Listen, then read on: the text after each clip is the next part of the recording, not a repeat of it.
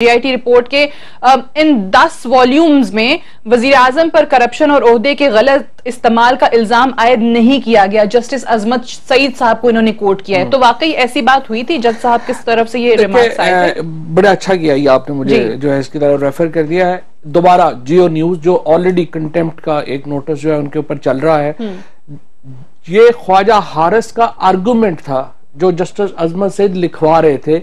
जब आप जजेस जो है वो आपको मालूम है कि नोट करते हैं कि जो लॉयर आर्गुमेंट देता है, तो जो आर्गुमेंट ख्वाजा हारिस दे रहे थे उसको जस्टिस अजमत सईद साहब ने कहा कि ये आपका आर्गुमेंट है और ये मैं नोट कर रहा हूँ।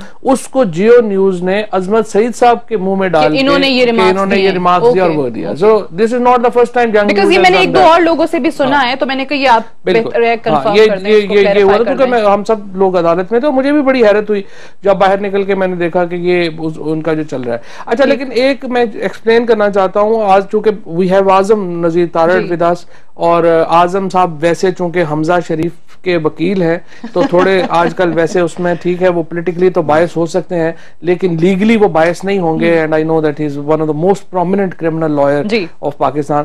तो इसमें जो लोग ये कह रहे हैं कि जी ये प्राइम मिनिस्टर का केस को डिस्क्वालीफाई नहीं करेंगे, इनका केस आप नैब कोर्ट ट्रायल में।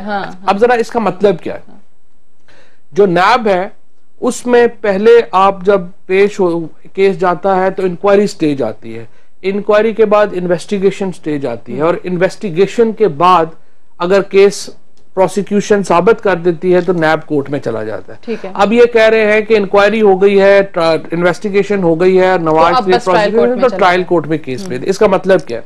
इसका मतलब यह है कि नवाज शरीफ साहब और कंपनी को जिस दिन ये केस रेफर होता है अगले दिन अरेस्ट किया जाएगा और आप अरेस्ट करके उनको कोर्ट में पेश करेंगे, और अगर अरेस्ट नहीं किया जाता तो दूसरी सूरत में यह है कि वो बेल लेंगे।